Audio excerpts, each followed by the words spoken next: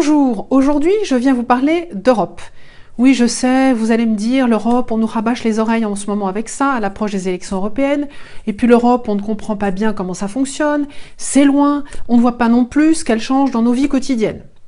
Eh bien justement, je viens vous parler d'un cas pour lequel l'Europe a eu un impact direct sur nos vies.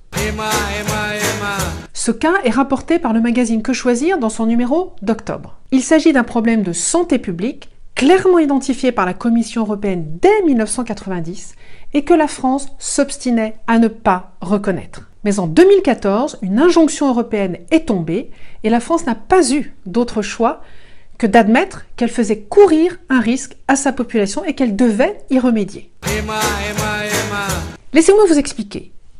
Le responsable est un gaz radioactif qui s'appelle le radon. Il est présent dans des sols granitiques tels qu'on peut en trouver en Bretagne, en Auvergne ou en Corse, mais pas seulement. Il est inodore, incolore, indétectable. Lorsqu'il est dans l'air ambiant, il ne pose pas de problème parce qu'il est dilué et il est donc présent à faible dose. En revanche, il a une fâcheuse tendance à s'infiltrer dans nos maisons et à s'y accumuler, atteignant à ce moment-là des doses qui peuvent devenir dangereuses pour la santé.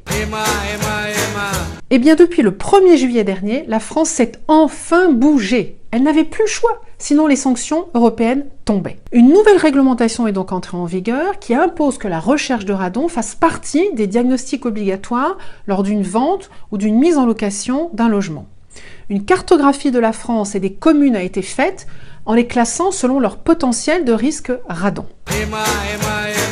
Au-delà de cette information qui va être délivrée, espérons que nous saurons faire comme la Suisse qui, depuis 20 ans déjà, a mis en place dans chaque canton un responsable radon et a également formé 300 consultants pour 8 millions d'habitants à l'information radon en charge d'expliquer comment protéger son logement, qu'il soit neuf ou ancien. Car il y a des solutions. Que dire de plus?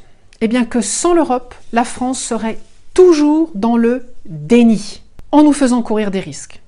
Alors, vive l'Europe! L'Europe qui protège!